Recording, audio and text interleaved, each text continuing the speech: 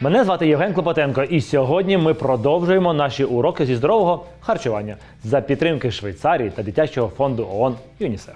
Сьогодні ми поговоримо з лікарем-дієтологом Оленою Зінченко. Привіт!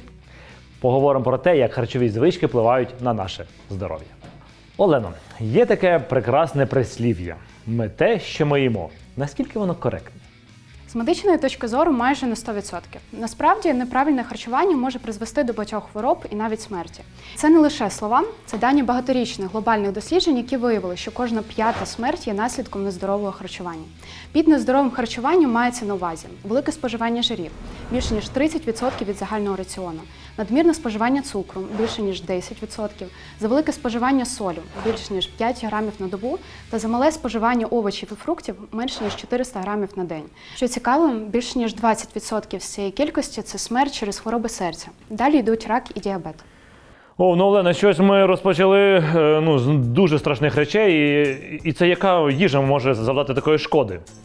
Дослідження показує, що понад половина цих смертей пов'язані з низьким споживанням цільного зерна, фруктів, а також високим споживанням натрію, тобто харчової солі. Інша половина смертей була зумовлена великим споживанням червоного м'яса, обробленого м'яса, шинка, сосиски, сардельки, солодких напоїв і трансжирів. Тепер ви розумієте, чому так важливо долучитися до наших відеоуроків. Ми розповідаємо, як харчуватися, щоб не хворіти. А ще з нами ви приготуєте корисні і смачні страви для всієї родини. Сьогодні готуємо корисні курячі нагетси замість фастфуду. Вони будуть запечені, а не смажені. А ще й буде прекрасний журавлиний соус. Супер! Діти дуже полюбляють різний фастфуд, а це шкідливо для здоров'я, тому що там міститься багато трансжирів. Тож такий альтернативний варіант буде в нагоді. Отож, для приготування корисних нагетсів ми беремо фарш, додаємо зовсім трішки солі, геть небагато.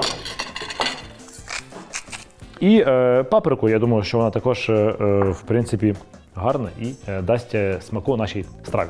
Ти мене так трошки налякала, я не можу заспокоїтись, якщо чесно. І хіба харчування нездорове може призвести до таких жахливих наслідків? Не хотіла тебе лякати, але краще знати і попередити хворобу, ніж потім лікувати. Зверніть увагу на своє харчування, це допоможе зекономити на лікарях. Нездорове харчування є одним із основних факторів ризику ряду хронічних захворювань.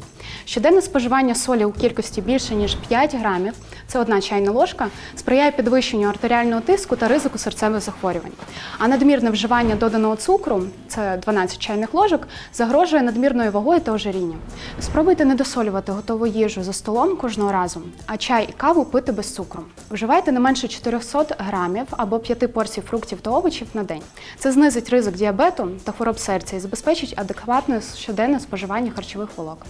Тепер ви вже знаєте, скільки фруктів та овочів має бути у раціоні, щоб залишатися здоровими. А зараз нагетси. Не ті приготовані у фритюри, до яких всі звикли у фастфудах, а домашні, запечені в духовці.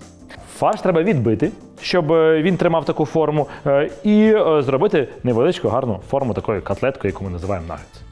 А як щодо харчування у ранньому віці? У перші 2 роки життя дитини оптимальне харчування сприяє здоровому зростанню, покращує когнітивний розвиток, знижує ризики набору зайвої ваги, ожиріння та неінфекційних захворювань. Це ті ж рак, діабет, серцеві захворювання у майбутньому. Які ти можеш дати поради мамам, які я впевнений, долучилися до наших відеоуроків? Немовлят рекомендовано годувати виключно грудним молоком, а починаючи з 6-місячного віку доповнювати його безпечними та поживними продуктами. Грудне вигодовування бажано продовжувати до 2-річного віку. Важливо зауважити, що сіль та цукор ні в якому разі не можна додавати до прикорму. Зрозуміло, що немовлята нагетси не їдять. Їх їдять діти старші, тому приготуйте разом з нами домашні нагетси, які не нашкодять здоров'ю. Після того, як ми сформували форму такої гарної котлетки у вигляді нагетсу, беремо 3 ємності. Одна ємність з борошном, друга з яйцями, третя з панірувальними сухарями. І спочатку нам треба гарно в борошні обваляти ось так нагетс для того, щоб борошно забрало зайву вологу. Після цього беремо ємність з яйцями. 2 яйця і легенько підзбиваємо вінчиком.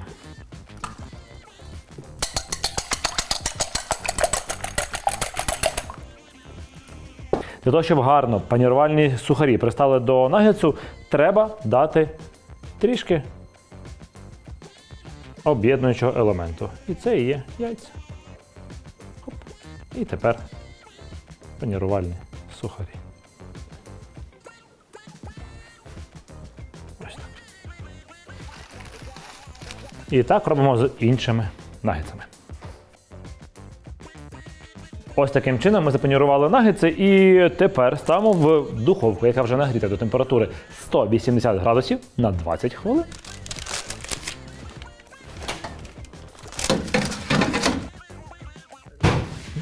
Я з тобою повністю погоджуюсь, що багато солі і цукру – це дуже погано, особливо в дитячому харчуванні. А що ти можеш порадити нашим глядачам? Щодо загальних рекомендацій, то споживання енергії, калорій, має бути збалансовано з витратою енергії, тобто фізичною активністю. Щоб уникнути нездорового збільшення ваги, жири, які ви споживаєте, мають бути переважно рослинного походження. Тож вам необхідно вживати більше таких продуктів, як оливкова олія та оливки, горіхи, насіння, наприклад, гарбузове, соняшникове або кунжутне, а також льняну олію і насіння льону. Жири тваринного походження, такі як сало, інші види м'яса, вершкове масло і вершки мають складати не більше 10% вашого раціону. Звертайте увагу на етикетки. На етикетці вказано загальний міст жиру, розподілений на насичені жири і трансжири. А як розрахувати, чого і скільки потрібно їсти? Якщо вам потрібно близько 2000 кілокалорій на день, не більше 200 з них має надходити з насичених жирів. Наприклад, на добу це 30 грамів твердого сиру типу чеддер, 1 столова ложка вершкового масла, 2 відварені яйця, 1 склянка молока 2,5% жирності і 100 грамів яловичої печінки. Щоб споживати менше смаженої їжі, і я рекомендую не смажити, а запікати. Шніцель не смажте, а приготуйте його в духовці. Це дуже легко і смачно. А ще зменшіть споживання трансжирів до мінімуму. Зверніть увагу на продукти, в яких містяться трансжири, і відмовтеся від їх споживання. Це маргарин, магазинні торти, тістечка, пироги, заморожені піци і заморожена готова випічка. Ну і, звісно, фастфуд з його картоплею фрі. А як щодо цукру? Які є обмеження? Бо я хочу приготувати до наших нагетсів гарний соус з журавлиною, і цукру в ньому зовсім небагато. І ви його можете додати за бажанням. А можете замість цукру додати трішки меду. Але в кінці приготування. Для соусу беріть заморожену або свіжу журавлину, викладіть у сотейник і перебийте блендером, додайте паличку кориці для аромату та цукор за бажанням і варіть на повільному вогні, але не більше 15 хвилин. Але сьогодні я буду використовувати мед. Щодо цукру, то тут теж є свої нюанси. Намагайтеся обмежувати споживання доданого цукру до 12 чайних ложок. Зверніть увагу, що цукор природно присутній у меді, сиропах, фруктових соках і концентратах фруктових соків. То скільки цукру можна споживати? Для людини, яка слідкує за своїм здоров'ям та споживає 2000 кілокалорій на добу, 100-200 кілокалорій можуть бути відведені для доданого цукру. А в яких продуктах може міститися цукор, якого ми не помічаємо? Ну знаєш, їмо щось таке солоненьке, а виявляється, там цукор. Доданий цукор прихований в найбільш неочікуваних продуктах. Зверніть увагу на такі продукти, як соуси, крекери, піца тощо, і уважно вивчайте етикетки. Якщо цукор є одним із перших інгредієнтів у продукті, ймовірно, буде багато доданих цукрів. Наприклад, 1 столова ложка кетчупу містить близько 4 грамів вільних цукрів. 1 банка підсолодженої газованої води містить до 40 грамів вільних цукрів. Любі глядачі, обов'язково контролюйте споживання цукру у вашому здоровому раціоні.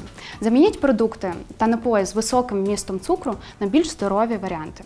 Ви можете їсти фрукти на десерт замість печива та тістечок. Замініть готові солодкі каші на несолодкі каші з фруктами та горіхами. Пийте воду замість солодких газованих напоїв. На початку нашої зустрічі ти говорила, що через надмірне споживання солі теж можна розвинутись ряд захворювань. Як цього уникнути? Намагайтесь зменшити споживання солі до 1 чайної ложки на день. Не ставте на стіл сільничку, обмежте вживання солоних закусок. Вибирайте продукти з меншим вмістом натрію.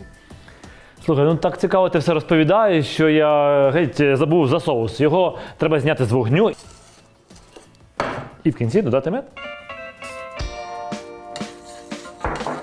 Ти знаєш, я тут так подумав, що можна непогано заощадити на пігулках та лікарях, якщо здорово харчуватись. Дійсно так. Наприклад, ожиріння коштує системі охорони здоров'я США $147 мільярдів на рік. Дослідження вказують, що збільшення споживання овочів та фруктів може заощадити системі охорони здоров'я приблизно $40 мільярдів на рік. Збалансоване харчування загалом скоротить число госпіталізацій та звернень до лікаря на 49%. Ого. Але це не лише про гроші, це про якість життя і про тривалість. Слухай, ну це просто неймовірно. Живіть довго, повноцінно і заощаджуйте свої гроші, харчуючись правильно. Дивіться наші відеоуроки, готуйте разом з нами корисну домашню їжу і будьте здорові. А щоб вам було ще смачніше, пропоную до нагетсів приготувати салат coleslaw. В салат входить лише капуста, морква, проте смак виходить незабутній. Їх треба порізати і об'єднати. Це можна робити ножем, але є такий прикольний лайфхак. Можна взяти ось таку економку, якою ми чистимо овочі, перевернути її. І ось так гарно можна легко нарізати нам капусту.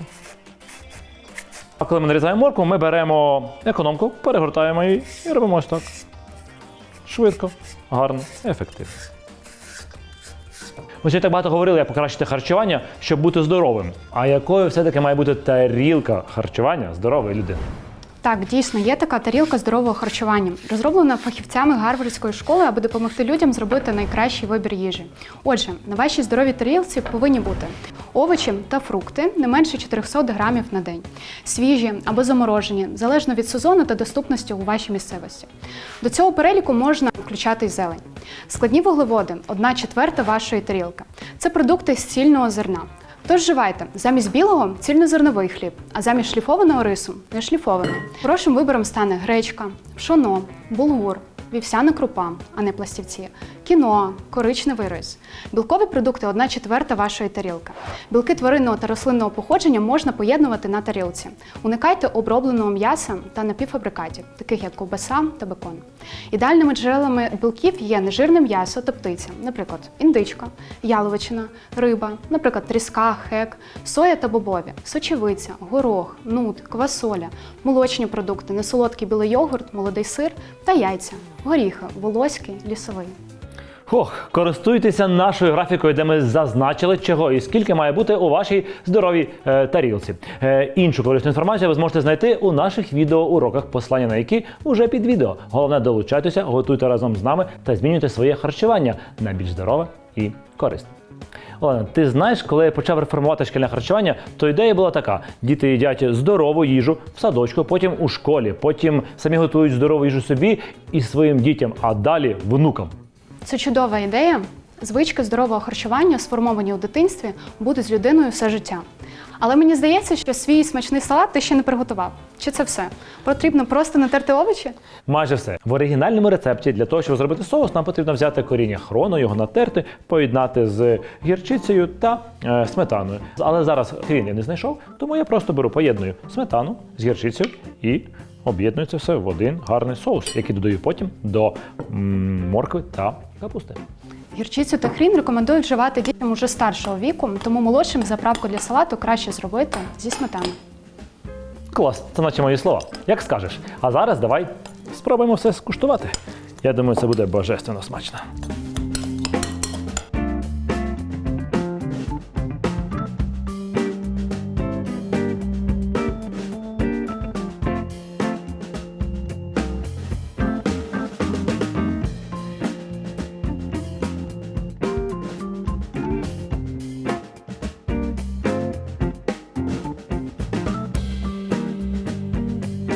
Ну, власне, ми дістали все і гарно презентували, тебе я запрошую скуштувати.